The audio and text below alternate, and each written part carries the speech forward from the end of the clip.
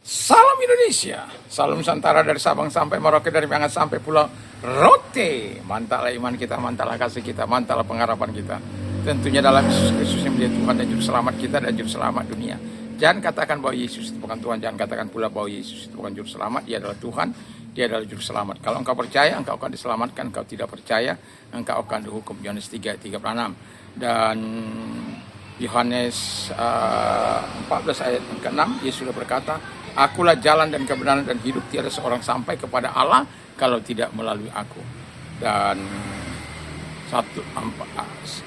Kisah Rasul 4 ayat 12, dan keselamatan tidak ada dalam siapapun juga selain dalam Dia, Yesus Kristus, karena di bawah kolong langit ini tidak ada nama lain yang diberikan kepada manusia yang olehnya kita diselamatkan. Puji nama Tuhan.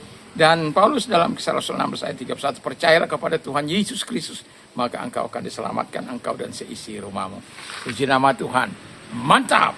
Dan saya mengucapkan selamat kepada kita, selamat pagi, dan semoga kekuatan Tuhan, kekuatan firman, kekuatan Roh Kudus, kekuatan doa, kekuatan iman akan menyertai setiap kehidupan kita. Dan biarkan Tuhan senantiasa menyatakan segala kebaikan dan kemurahan dalam kehidupan kita. Puji nama Tuhan. Dan di dalam firman Allah dalam Yesaya 58 ayat yang ke 8 sampai dengan yang ke-10 saya akan bacakan bagi kita. Sebelumnya kita berdoa terlebih dahulu. Terima kasih Tuhan, biarlah kami mengerti apa arti puasa yang sesungguhnya. Kami bukan hanya berpuasa untuk menyenangkan diri kami, tapi kami berpuasa untuk menyenangkan hati Tuhan. Di dalam nama Yesus, haleluya, amin. Nah, saya akan melanjutkan tentang puasa. Saya sudah berbicara soal Tuhan benci puasa yang palsu, di mana orang hanya puasa untuk pamer, puasa masih hidup egois, dan puasa masih bertengkar, dan lain sebagainya. Sementara puasa yang Tuhan suka membuka belenggu-belenggu kelaliman dan melepaskan tali-tali kuk, dan juga menolong orang-orang yang miskin. Jadi kita saat ini akan menerima janji yang luar biasa untuk orang yang berpuasa dengan benar. Jadi janji yang luar biasa untuk orang yang berpuasa dengan benar. Kita mulai ayat yang ke-8. Ayat yang ke-8 dikatakan di sana, pada waktu itulah terangmu akan merekah seperti fajar. Jadi pada waktu itulah terangmu akan merekah seperti fajar. Haleluya. Jadi di ayat yang ke-8 ini kita bisa melihat janji Tuhan yang sangat luar biasa. Itu yang pertama dikatakan bahwa terangmu akan merekah seperti fajar. Hidup yang tadinya gelap, hidup yang tadinya tanpa harapan, dan kemudian dikatakan ada secercah harapan. Jadi ada harapan baru. Dan saya sering katakan bahwa ketika kita mengalami masa-masa yang gelap, atau katakanlah kegelapan yang sangat luar biasa, ataupun ketika kita berada di dalam terowongan yang gelap, tapi kalau kita terus melangkah, terus berjalan di dalam kesusahan itu, dalam penderitaan itu, maka kita akan melihat terang di ujung terowongan itu. Demikian kehidupan kita sebagai orang-orang yang percaya. Dikatakan Alkitab sendiri yang mengatakan terangmu akan merekah seperti fajar. Dan saya adalah orang yang menyukai fajar. Jadi hampir selalu saya pagi-pagi sekali itu habis berdoa sendiri, lalu kemudian saya akan menikmati di jam-jam 5 itu dalam rangka mengambil oksigen yang alami yang Tuhan berikan kepada kita. Dan sambil berolahraga kecil, saya menikmati. Dan yang mau saya katakan adalah, ketika dikatakan bahwa terangmu akan merekah seperti fajar, itu bukan hanya sebuah janji, tapi Tuhan sedang mengarahkan kita kepada sesuatu yang penuh dengan harapan, bahwa di tengah-tengah kegelapan, di tengah-tengah sesuatu yang sulit, Tuhan masih bisa berkarya, Tuhan masih bisa mengerjakan hal-hal yang indah dalam kehidupan. Dan itulah sebabnya saya mau katakan kepada kita, jangan berpuasa dengan tidak benar. Jangan berpuasa untuk hanya pamer, hanya puasa masih memiliki egois, dan masih suka bertengkar, masih suka menyalahkan orang, masih suka mencari salah-salahnya orang. Berpuasa yang dikehendaki oleh Tuhan itu, seperti yang saya katakan, bahwa yang disuka oleh Tuhan itu melepaskan belenggu kelaliman, membagikan rotimu bagi yang lapar, menolong orang yang miskin. Dan itu sangat diharapkan Tuhan terjadi dalam kehidupan kita. Sehingga puasa yang kita lakukan adalah puasa yang menyenangkan hati Tuhan. Lalu yang kemudian dikatakan bahwa bagian selanjutnya dikatakan ayat 8, dan lukamu akan pulih dengan segera. Haleluya. Saya yakin dan percaya setiap kita pasti pernah terluka, ya. Luka dengan situasi dan kondisi, luka dengan ekonomi kita, luka dengan masalah kita, luka dengan orang lain, luka batin yang kita alami. Kadangkala itu membuat kita lebih berharap kepada Tuhan. Kalau kita sebagai pemimpin, sebagai orang-orang rohani, seharusnya dalam duka itu kita lari kepada Tuhan dalam doa dan puasa kita.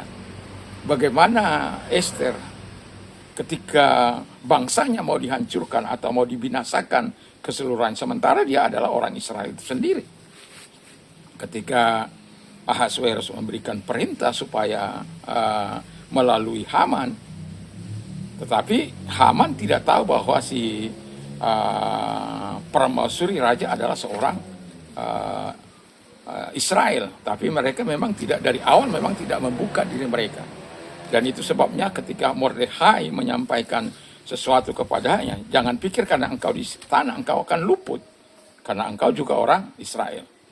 Mana tahu karena engkau ada di situ dan posisimu ada di situ, engkau dipakai Tuhan untuk menyelamatkan. Dan saya berharap pejabat-pejabat punya pikiran yang seperti ini. Artinya dia bukan mempersulit, tapi dia harus berpikir bahwa Tuhan menempatkan dia di situ dengan satu maksud tertentu, yaitu supaya pekerjaan Tuhan atau pekerjaan-pekerjaan rohani itu bisa ditolong karena posisimu yang baik dan strategis itu. Selama tidak melanggar undang-undang tentunya, selama tidak korupsi, selama tidak menyalahgunakan kewenang itu. Tetapi kalau hanya sekedar menolong, itu saya pikir adalah sesuatu yang baik. Dan Alkitab katakan bahwa lukamu akan segera sembuh. Kenapa? Ketika kita berpuasa merendahkan hati, yang dijamah oleh Tuhan itu hati, yang ditransformasi oleh Tuhan itu hati. Ketika Tuhan mentransformasi hatimu menjadi sesuai dengan Dia, dengan sendirinya lukamu itu akan hilang. Sakit hatimu akan hilang, dendammu akan hilang. Itu sebabnya kita penting berdoa dan berpuasa itu di hadapan Allah. Jemaat penting berdoa dan berpuasa, sama seperti si Ester pada akhirnya menyuruh semua orang yang ada di istana yang bersama-sama dengan dia untuk berpuasa, termasuk hewan-hewan, termasuk orang Israel pada waktu itu 3 hari 3 malam. Dan tentu sekalipun nanti aku harus kehilangan nyawa oleh karena ini, aku sudah siap. Nah, itu orang-orang yang beriman. Ester pada akhirnya menghadap raja, mendapat kemurahan raja. Kalau tongkat raja tidak turun kepada Ester, maka Ester wajib dihukum mati. Tapi ketika raja melihat bahwa Ester datang, lalu dia turunkan, ada apa? Karena memang dikatakan 1 bulan mereka belum bertemu. Ada apa gitu? Ya, setengah dari kerajaanku ini akan kuberikan kepadamu. Tapi Ester tidak langsung menyampaikan permohonannya itu, tetapi kita lihat bagaimana proses selanjutnya yang pada dasarnya yang mau saya katakan adalah bahwa akhirnya luka bangsa Israel dipulihkan dengan pertolongan, bahwa mereka dapat membela diri. Jadi bangsa ini tidak akan dibunuh hanguskan begitu saja, tapi oleh raja diberikan kekuatan yang luar biasa untuk membela diri. Dan kemudian si Haman yang mau menyulahkan Mordekhai, justru Haman tempat mau disulahkan itu dipakai untuk menyulahkan Haman dan keluarganya, anak-anaknya. Inilah sesuatu yang pembalikan yang begitu luar biasa. Luka yang ada pada kita akan segera sembuh kalau kita datang merendahkan hati, berdoa dengan doa puasa yang Tuhan sukakan itu dalam hidup kita. Saya ingin mengulang-ulangnya sekali lagi supaya kita melepaskan belenggu-belenggu kelaliman, membagi rotimu, bukan roti orang lain, membagi rotimu bagi yang lapar, menolong orang-orang yang miskin. Haleluya. Jadi kita sebagai orang yang percaya, sebagai pemimpin, kita akan tetap menikmati segala sesuatu yang indah dalam Tuhan. Lukamu akan dipulihkan oleh Tuhan. Dan kemudian yang bagian ke-8, kebenaran menjadi barisan depanmu. Kebenaran menjadi barisan depanmu. Haleluya. Jadi ketika luka kita dipulihkan oleh Tuhan, luka-luka ekonomi kita dipulihkan oleh Tuhan, luka-luka hak batin kita dipulihkan oleh Tuhan. Sama seperti satu perumpamaan saya katakan, kalau jaring itu rusak atau robek, kalau nelayan itu tidak mau memperbaikinya, selesailah jaring ini, maka dia akan menjadi sampah. Tapi kalau nelayan ini masih mau memakai dia, maka dia akan memperbaiki jaring ini. Demikian juga kehidupan kita. Ketika mungkin kita terluka tidak bisa dipakai oleh Tuhan. Tapi di tangan Tuhan ketika engkau lukamu dibalut, engkau diperbaiki, engkau ditolong, dan kemudian engkau bisa merasakan bagaimana Tuhan memakai engkau kembali. Lukamu yang ada itu menjadi alat bagimu untuk memproklamirkan bahwa Tuhan itu baik, bahwa Tuhan itu luar biasa, memulihkan luka ekonomimu, memulihkan luka usahamu, dan lain sebagainya. Luka-luka yang ada, luka-luka yang banyak itu bisa Tuhan pulihkan kalau engkau mau berdoa dan berpuasa. Nah, mengapa saya katakan yang ketiga ini, kebenaran itu menjadi bagian depanmu? Karena ketika kita dipulihkan, kebenaran akan menjadi bagian kehidupan kita. Kebenaran akan menjadi alat di tangan Tuhan untuk kita terus berjalan. Kebenaran itu yang akan membela kita, kebenaran itu yang akan kita lakukan. Dan kita bukan hanya mengatakan kebenaran, tetapi kita hidup dalam kebenaran itu. Kenapa?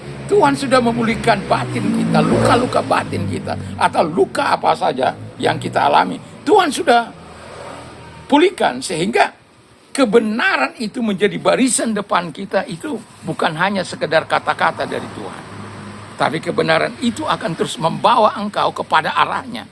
Kebenaran itu akan membebaskan engkau dari segala keterikatan apapun. Kebenaran itu akan menolong engkau untuk melakukan sesuatu yang terbaik dalam kehidupan.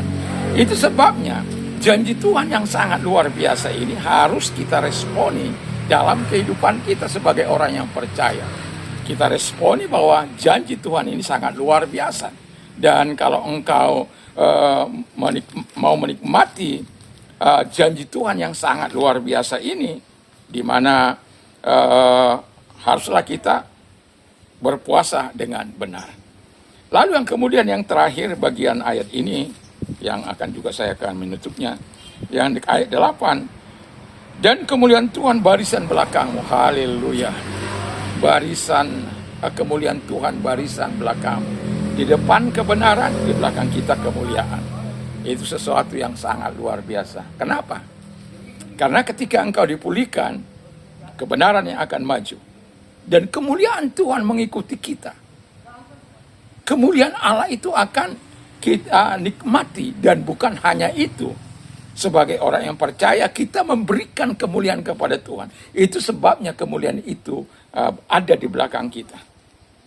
Karena kebenaran sudah kita lakukan. Kemuliaan akan mengikuti langkah-langkah kehidupan kita.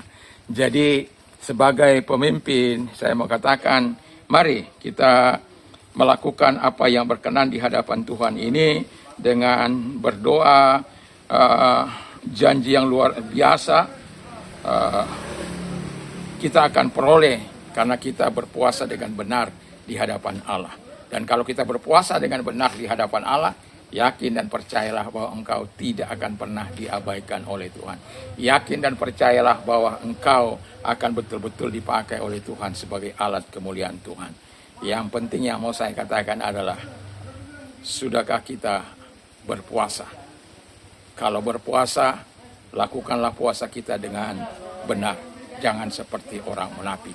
Supaya janji yang luar biasa ini bukan menjadi bagian orang lain, tapi menjadi bagian kita sebagai pelaku-pelaku yang suka berdoa dan berpuasa. Dan kalau engkau melakukan itu, maka engkau akan melihat ya apa yang dikatakan oleh firman Allah seperti ayat yang ke-8. Pada waktu itulah terangmu akan mereka seperti fajar, dan lukamu akan pulih dengan segera. Kebenaran menjadi barisan depanmu, dan kemuliaan Tuhan barisan belakangmu. Diberkatilah kita yang menjadi pemimpin yang baik, yang senantiasa mau berdoa dan berpuasa untuk umat, untuk gereja, untuk bangsa. Dan pada tanggal 7 yang akan datang, kita akan berdoa dan berpuasa. 1 juta umat akan berdoa bagi bangsa ini dalam tanggal 7 yang akan dilaksanakan pada tanggal 7 Juni yang akan datang. Ya, diperkasai oleh MDK maupun FKGK dan akan berada di gereja GPS Bethlehem. Semoga kita hadir di situ untuk merayakan bersama, berdoa bersama dalam kepada bangsa ini, karena situasi keadaan bangsa ini kita tahu yang terakhir hari ini dolar itu sudah 17.800. Dan ketika itu terus akan menaik, kita tahu bagaimana dulu di 98 dolar sampai 20.000 kita kolaps, ya. Tentu kita tidak ingin negara kita kolaps. Kita ingin negara kita ini bangkit, dan itu membutuhkan Anda pendoa-pendoa syafaat. Dan datanglah pada hari Minggu yang akan datang pada tanggal 7, dan mari kita berdoa bersama-sama. Saya akan terus ingatkan kita pada tanggal 7 ini, supaya kita berdoa sama dengan yang dilakukan oleh orang Israel untuk berdoa dan pemulihan. Dan Tuhan minta supaya kita pada saat berdoa, kita membuka belenggu-belenggu kelaliman, kita memberikan roti kita, dan juga Alkitab katakan kita akan menolong orang-orang miskin. Dan dalam doa-doa kita supaya apa? Tuhan bertindak, Tuhan memberkati para pemimpin kita, stakeholder bangsa ini, sehingga pemimpin bangsa ini tidak hanya ngomong, apalagi ngomongnya salah, tetapi menjawab kebutuhan yang diperlukan oleh masyarakat saat ini, menjawab kebutuhan masyarakat yang ada dari Sabang sampai Merauke, dari Miangas sampai Pulau Rote. Hadir sehingga pada tanggal 7 Juni yang akan datang kita akan melakukannya. Saya sebagai Ketua FKGK NTB mengucapkan semoga kita hadir pada waktu yang kita tentukan bersama kita menyembah Tuhan, bersama kita memuji Tuhan. Ingatlah bahwa pemulihan datangnya dari Tuhan. Bagaimanapun sulitnya keadaan bangsa ini, tapi kalau Tuhan ada bersama dengan kita. Bukankah dalam 2 Tawarik 7 ayat 13-14 itu mengatakan kepada kita bahwa kalau Tuhan mendatangkan tidak ada hujan di langit, dan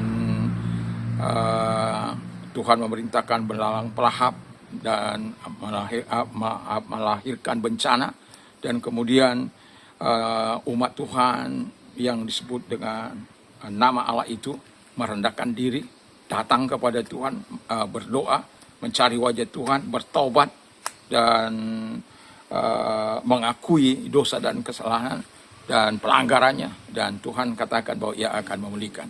Demikian juga harapan kita bahwa Tuhan akan memulihkan bangsa kita ini dengan doa-doa yang akan kita naikkan pada tanggal 7 itu. Jadi sebelum tanggal 7 yang akan datang, mari kita doakan terus bangsa kita ini. Ketika engkau berdoa pagi, ketika engkau berdoa siang, ketika engkau berdoa malam, jangan lupa sisipkan bangsa ini di dalam doa-doamu. Tuhan Yesus memberkati. Mari kita tunduk kepala dan kita berdoa. Terima kasih Bapa di surga, kami sungguh bersyukur, kami berterima kasih kepadamu. Di dalam nama Tuhan Yesus Kristus, kami berdoa, kami bersyukur, karena Tuhan ada bersama-sama dengan kami. Dan kami juga berdoa dan Tuhan menyatakan segala kuat kuasa-Mu, sehingga kami adalah orang-orang yang suka berdoa, bahkan juga mendoakan bukan hanya untuk pribadi kami, tapi bagi masyarakat, bagi bangsa dan negara kami, demi pulihnya bangsa kami ini. Terima kasih. Dan kalau ada yang sakit, arahkan tanganmu kepada Tuhan, dalam nama Yesus segala sakit penyakit yang mereka derita aku perintahkan keluar, dan oleh bilur Yesus engkau sembuh, oleh kuasanya engkau sembuh. Dan kalau mengalami masa-masa sulit dalam hidupmu, arahkan tanganmu kepada Tuhan. Mari kita berdoa. Tuhan, memang keadaan kami tidak sedang baik-baik saja, tetapi kami tetap yakin dan percaya bahwa Tuhan senantiasa punya cara untuk menolong setiap umatmu, setiap gerejamu. Dalam nama Yesus nyatakan mujizatmu, nyatakan pertolongan. Dalam nama Yesus kiranya Tuhan membuka cara dengan jalan menolong melalui orang lain, melalui usaha yang mereka diberkati, karena ada selalu jalan yang Tuhan berikan. Dalam nama Yesus, haleluya. Amin. Oh ya, kita ini juga dalam doa yang akan kita laksanakan pada tanggal 7 itu, kita bersama dengan STT Keruso dari Jakarta, Bekasi. Kiranya semua boleh berjalan dengan baik. Tuhan Yesus memberkati. Mantap, mantap, mantap.